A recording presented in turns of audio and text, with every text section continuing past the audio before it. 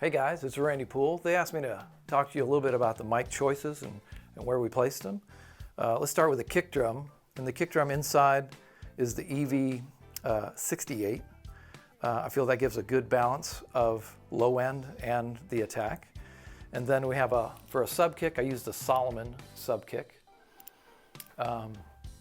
Moving to snare, a standard 57, but it's an older one. It's a Unidyne II, I believe. Let's check that. Is it a Unidyne II or 3? It's an older 57. It's a Unidyne III. Then the condenser next to that, in phase, of course, is a Shure SM81.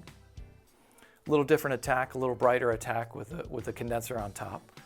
Bottom of the snare mic is actually a ribbon. It's a CAD Trion 7000. Moving to hi-hat, it's a mic they don't make anymore, but it's really like just a really good dynamic mic with good high end, and it's a Equation Audio DS V10. We have real similar designs in the tom mics, but the first one is an EV 44, EV44. Then the Audio Technica's really good rejection, one of my favorite tom mics. That's the Audio Technica 230. And then you'll notice on the bottom of these toms, we have the Sennheiser 604s. Equal distance, top and bottom.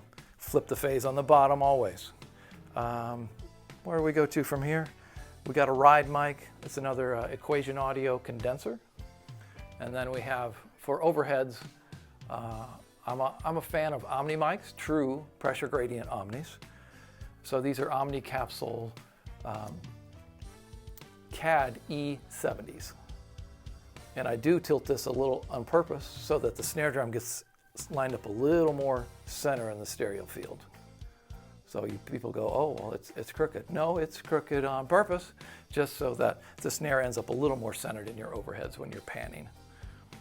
And then room mics is all that's left. We have some Sterling Audio. I don't remember the model number, but they're a ribbon and they're an active ribbon here in front of the stone wall. Get some nice ambience. And those are an active ribbon, so they get a lot of better high end than some of the ribbons.